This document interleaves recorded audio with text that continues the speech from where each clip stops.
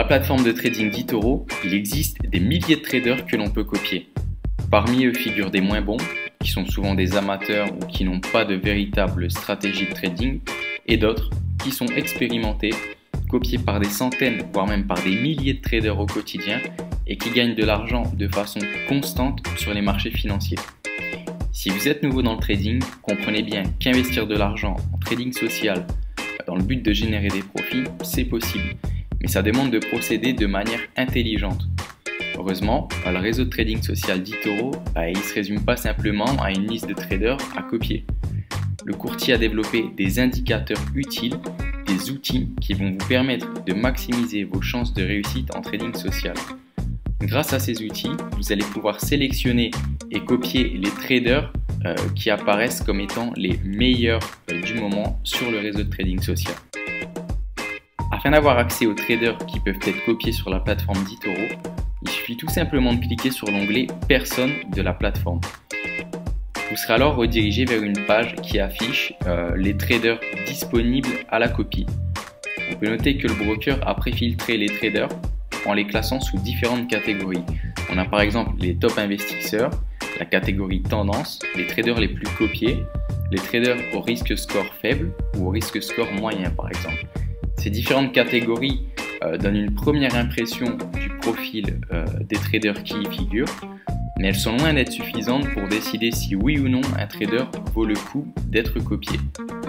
Il est important de faire en sorte que le ou les traders que l'on songe à copier aient de grandes chances d'être profitables, puisque ça sera directement bénéfique pour nous.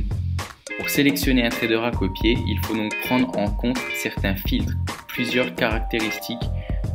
Pour cela, on va donc utiliser le filtre de recherche disponible sur la plateforme de trading du broker eToro sous l'onglet Recherche avancée. Parmi les filtres qu'on va utiliser, tout d'abord il y a la période.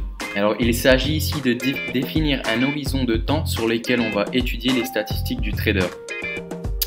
12 mois par exemple, c'est une bonne base, c'est suffisamment significatif pour étudier les données et statistiques propres à un trader.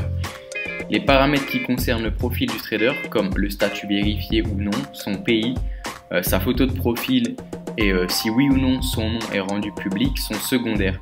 On n'est pas forcé de les prendre en compte dans notre analyse, bien qu'ils fournissent plus de crédibilité aux traders pourront être copiés.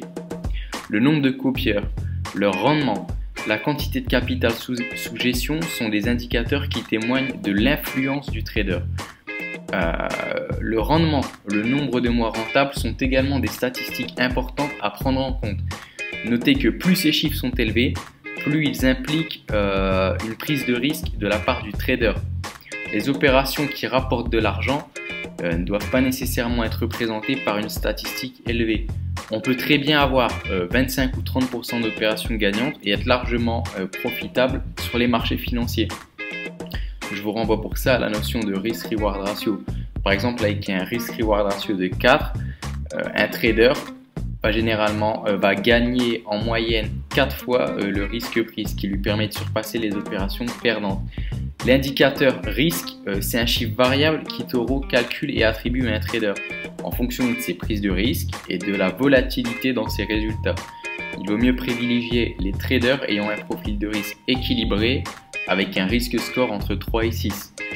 Autre critère, les baisses quotidiennes et hebdomadaires. Donc c'est le drawdown. Elle reflète combien de pourcentage le compte de trading a perdu au maximum sur une journée et une semaine. C'est des statistiques qu'on va également prendre en compte. L'allocation, ça permet de voir si un trader diversifie bien ses investissements, ce qui est préférable afin de limiter les risques. La taille de trade moyenne représente le pourcentage du capital investi en moyenne par opération. Rappelons que généralement, on conseille aux traders de ne pas risquer plus de 2% de leur capital par trade. Donc là aussi, c'est une donnée à étudier. L'exposition, c'est la part du capital que le trader met en jeu sur les marchés. Enfin, le nombre de semaines actives et de trades permettent de constater si un trader spécule à temps plein ou à temps partiel et s'il n'a pas réalisé des gros coups qui lui ont permis d'empocher beaucoup d'argent sur quelques trades seulement et au contraire de se rendre compte si le trader est récurrent dans ses profits. Grâce à ces différents paramètres, vous allez pouvoir filtrer les traders présents sur le réseau de trading social d'eToro de façon intelligente et en fonction de votre aversion au risque. Je vous donne rendez-vous dans la vidéo suivante afin de vous expliquer qu'est-ce qu'un trader sérieux à copier et sur lequel vous pouvez songer à investir votre argent.